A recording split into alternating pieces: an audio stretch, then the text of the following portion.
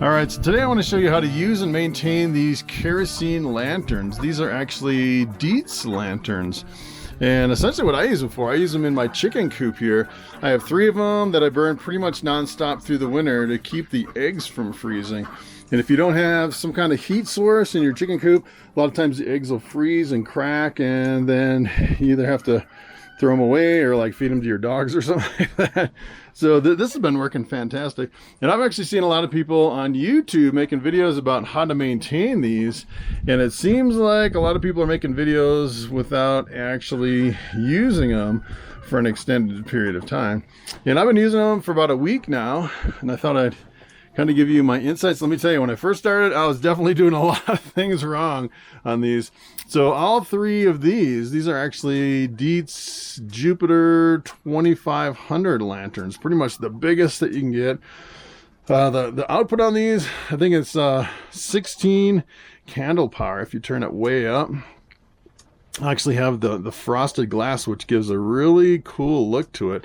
And you have the little dial on the side, the little knob. You can turn the wick up and down and get more or less light. I kind of like to keep it right in the middle. If you keep it too high, it'll actually start smoking. You get soot all over the place.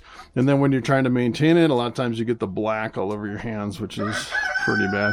So when you're using these, you definitely want to secure them really well. They actually call these hurricane lanterns because they'll stay lit in a hurricane, in the high wind and the rain and everything. You can put them outside, and they're really super windproof, which is pretty awesome. They'll keep burning.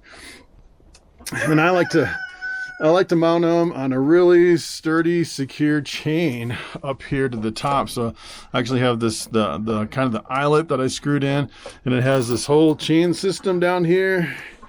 And to take them off, I just kind of screw this. I'm sure there's easier ways. I think the snap hook might be a little bit easier, but I just happen to have these little screw-in things. So what I like to do is I like to put them over here. Kind of like to work with them in a pan, especially if you're refilling them. You can put them in a pan. That way, if you kind of spill some, it goes in the pan, and you don't have kerosene on the stuff, especially in your coop. You don't want kerosene around. So the first thing you want to do is you want to turn it off and let it cool down. And there's actually this little lever right here. When you pull up the lever, it lifts it up from the flame. You can actually see the flame right in there. And I've always been blowing them out. I actually just recently saw on YouTube you can actually turn it way down until it completely goes up.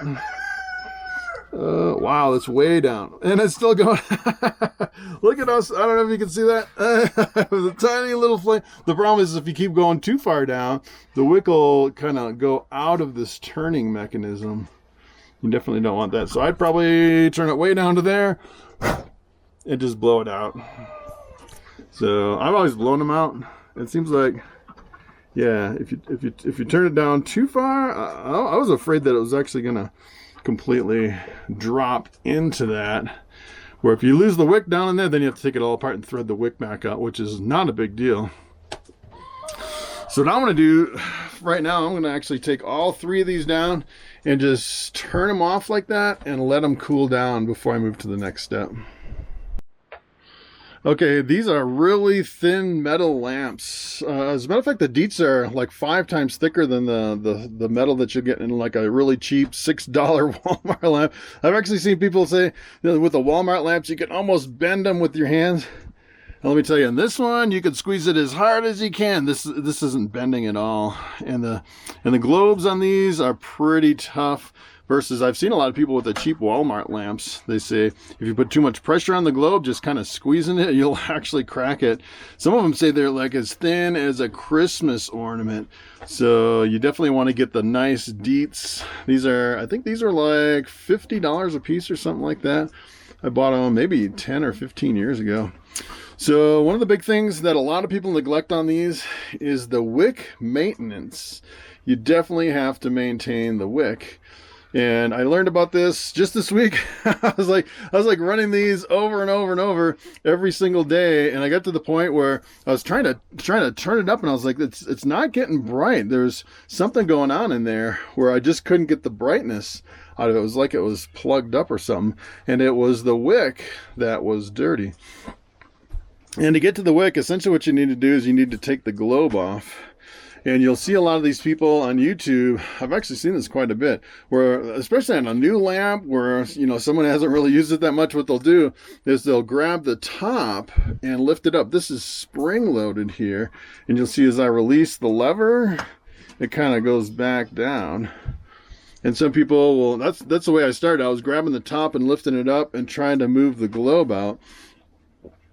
Well, the problem is after you burn this for a while, over and over and over, for even just a few days, you'll get some soot in the top. Just kind of when you first start it and you're adjusting it, sometimes you go a little bit high and you'll get the black soot, and then your hands will get all full of black soot lifting up the top on these lanterns. So what you want to do, I saw this on a YouTube channel, you put the carry handle up on the top. You try not to bend it too much. This has a pretty good spring.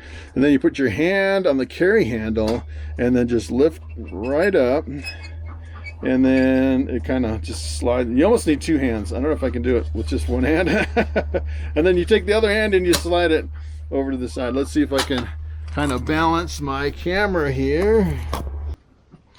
All right, so I'm using my box as a tripod. And essentially what you want to do is you want to lift up the top of this and you want to slide this out of the way. And sometimes it'll catch over here on this side, and you can kind of just turn it, just kind of tilt it back, take this, kind of tilt it back a little bit out of the way. And then on this part, you have to be real careful, because if you just take the globe and slide it right out, you'll actually scratch the globe, which I've done with these frosted globes. I've scratched, I think, every single one. It's just pulling the globe out. So what you want to do is you want to take one hand and compress it here, and then pull the globe out, just like that. All right, so from there, what you want to do is you want to inspect your wick. So take a look at this wick. I don't know if you can see it very good. But you'll see it gets a little bit of black, a little bit of like crusty stuff right on the top of the wick. And the more you burn it, the more it kind of builds up with that like crust on top of the wick. So this is 24 hours burning it with that wick right there. And I would say, as a matter of fact, you can actually look at how much wick you have. If you just turn this to the right a little bit, it unlatches, and then it pops out. You actually have like a cover right on top. And then you have the wick right there. You can see the whole wick, and then you can pull it off. And if you can see how long, so this lamp hasn't really been cut at all, hardly at all since I used it. I got just a little bit off the top, and that's pretty much the bottom of the wick right there. And people will say that you can get a whole year out of a wick, so you should be, especially like using it every single day. I am making a mess with kerosene all over the place. I wanted to show you the wick. And then it has this little cover, which is kind of interesting. It goes right on. You see it has little slots in the cover, and these slots go right in these little holes right here to lock it right in. So that's the first time I pulled the wick all the way out. And then you have to kind of, that's the other thing, you really want to get this locked in there good when you light it. So it's definitely like, and then the whole thing comes down and kind of pinches it into place, so you don't really have to worry about it coming apart when it's all together. But as far as trimming the wick, essentially what you want to do is you just want to take the scissors, and what I do is I just cut the top. I cut this one yesterday, and I just cut just a little tiny bit right off the top. And it's a huge difference, especially if you've been burning it for, I'm thinking maybe every week or so, you might want to cut a little bit off the top. So that is the wick maintenance on that. So let me show you how to put the globe back on. I'll put it on my little tripod here, on my cardboard box. So the globe's real easy. All you do is there's a wide end on the globe and a small end. So the small end goes down first, and then before you put it in, you want to collapse the wires. And then bring this around, lift up the top, and then just snap it right in, just like that.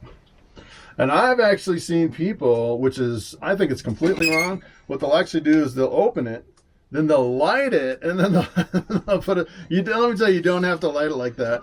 I think it's a little bit more dangerous, kind of messing around with the spring tension and everything with the lamp on fire, and then trying to put it together like that. So the way to light it is you want to lift this up, bring your wick all the way above the top, and then light it, and then bring your wick back down. And that's how you light it. So from here, what I want to show you how to fill it. And yes, essentially you fill it right here. Now what I actually use is, I started with clean heat, which is really expensive. It's like a really super refined kerosene that has almost no smell to it. And if you're actually burning it in the house, a lot of people recommend clean heat. And then this actually refilled with a 5-gallon bucket of 1K kerosene, which is a little bit cheaper, but still really expensive. I paid anywhere from $8 to $10 a gallon for the 1K kerosene, which is pretty outrageous for burning these 3 nonstop. What I'm actually going to now is I'm going to diesel fuel. See, this is a little bit yellow in it. I'm going to diesel fuel. You can burn a lot of different fuels in these, which is really the advantage of these little lanterns. Most people, I say, for in a house, a lot of people will burn like lamp oil or like the clean heat.